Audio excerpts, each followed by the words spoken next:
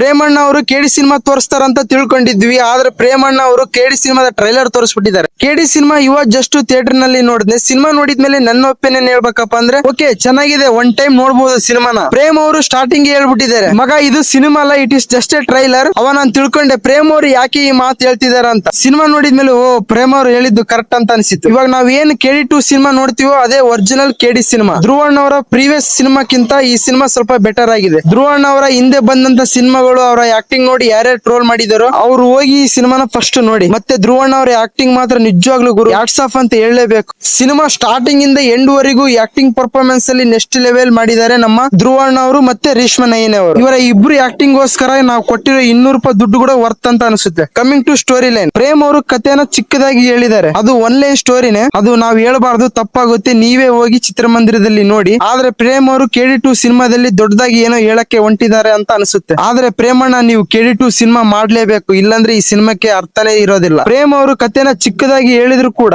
ಒಂದ್ ಒಳ್ಳೆ ಎಂಟರ್ಟೈನ್ಮೆಂಟ್ ಮಜಾ ಕೊಟ್ಟಿದ್ದಾರೆ. ಅದನ್ನ ಒಂದ್ ಒಳ್ಳೆ ಥಿಯೇಟರ್ ನಲ್ಲಿ ಹೋಗಿ ಎಕ್ಸ್ಪೀರಿಯನ್ಸ್ ಮಾಡಿ. ಇನ್ನು ಈ ಸಿನಿಮಾ ಫ್ಯಾಮಿಲಿ ಅವರು ನೋಡಬಹುದು ಅಂದ್ರೆ ಖಂಡಿತ ನೋಡಬಹುದು. ಕೆಲವೊಬ್ಬರಿಗೆ ಡಿಸ್ಟರ್ಬೆನ್ಸ್ ಆಗ್ಬಹುದು, ಯಾಕಂದ್ರೆ ತುಂಬಾ ವೈಲೆನ್ಸ್ ಸೀನ್ಸ್ ಗಳು ಇದೆ. ಇನ್ನೊಂದು ಖುಷಿ ವಿಚಾರ ಏನಂದ್ರೆ ವಲ್ಗರ್ ವರ್ಡ್ಸ್ ಗಳು ಇದ್ದು ಅದನ್ನ ಮ್ಯೂಟ್ ಮಾಡಿಬಿಟ್ಟಿದ್ದಾರೆ. ಖಂಡಿತ ಫ್ಯಾಮಿಲಿ ಹೋಗಿ ನೋಡಿ, ಅತಿ ಹೆಚ್ಚು ಸೀನ್ಸ್ ಗಳು ಏನಿಲ್ಲ. ಇನ್ನು ಆಕ್ಟಿಂಗ್ ಪರ್ಫಾರ್ಮೆನ್ಸ್ ಅಲ್ಲಿ ಸಂಜಯ್ ಬಾಬು ಅವರ ಆಕ್ಟಿಂಗ್ ಆಗಿರ್ಬೋದು. ಇನ್ನೊಂದು ವಿಚಾರ ಏನಂದ್ರೆ ಸ್ಟಾರ್ಟಿಂಗ್ ಇಂದ ಎಂಡ್ ವರೆಗೂ ಸಂಜಯ್ ಬಾಬು ಅವರ ಆಕ್ಟಿಂಗ್ ಮಾತ್ರ ಕ್ರೇಜಿ ಆಗಿರುತ್ತೆ. ಮತ್ತೆ ರಮೇಶ್ ಅರವಿಂದ್ ಸರ್ ಅವರ ಆಕ್ಟಿಂಗ್, ರವಿಚಂದ್ರ ಅವರ ಆಕ್ಟಿಂಗ್ ಎಲ್ಲರಿಗಿಂತ ನನಗೆ ತುಂಬಾ ಇಷ್ಟ ಆಗಿದ್ದು ಧ್ರುವಣ್ಣ ಮತ್ತೆ ರೇಷ್ಮಾ ನಯನ ಅವರ ಆಕ್ಟಿಂಗ್. ಯಪ್ಪ ಈ ಸಿನಿಮಾದಲ್ಲಿ ರೇಷ್ಮಾ ನಯನ ಅವರು ಆಕ್ಟಿಂಗ್ ಮಾಡಿದ್ದಾರೆ, ಕ್ಲಬ್ಸೆ ಹೊಡಿಬೇಕು. ಇನ್ನು ಪ್ಲಸ್ ಪಾಯಿಂಟ್ ವಿಚಾರಕ್ಕೆ ಬರೋದಾದ್ರೆ ಫಸ್ಟ್ ಹಾಫ್ ನಲ್ಲಿ ಬರುವಂತ ಎಂಟರ್ಟೈನ್ಮೆಂಟ್ ಸೀನ್ ಆಗಿರ್ಬೋದು, ಸಾಂಗ್ಸ್ ಗಳು, ಧ್ರುವಣ್ಣ ಅವರ ಡೈಲಾಗ್, ಅರ್ಜುನ್ ಜನ್ಯ ಅವರ ಕೊಟ್ಟಂತ ಬಿಜಿಎಂ, ಮತ್ತೆ ಇಂಟರ್ವಲ್ ಟ್ವಿಸ್ಟ್, ಕ್ಲೈಮ್ಯಾಕ್ಸ್ ಹೆಂಗಿದ್ರೆ ಅನ್ಎಕ್ಸ್ಪೆಕ್ಟೆಡ್ ತರ ಇದೆ. ಮತ್ತೆ ಕೆಡಿ 2 ಸಿನಿಮಾ ಯಾಕೆ ನೋಡ್ಬೇಕನ್ನೋ ಒಂದು ಕ್ಯೂರಿಯಾಸಿಟಿಯನ್ನು ಹುಟ್ಟಿಸಿದ್ದಾರೆ. ಇನ್ನು ಮೈನಸ್ ಪಾಯಿಂಟ್ ವಿಚಾರಕ್ಕೆ ಬರೋದಾದ್ರೆ ಪ್ರೇಮ್ ಅವರು ಕಥೆನೇ ಹೇಳಿಲ್ಲ, ಅದೊಂದು ಬಿಗ್ ಮೈನಸ್ ಪಾಯಿಂಟ್. ಕತೆ ಹೇಳಿದ್ದಾರೆ ಬಟ್ ಲಾಸ್ಟ್ ಅಲ್ಲಿ ಹೇಳ್ಬಿಟ್ಟಿದ್ದಾರೆ.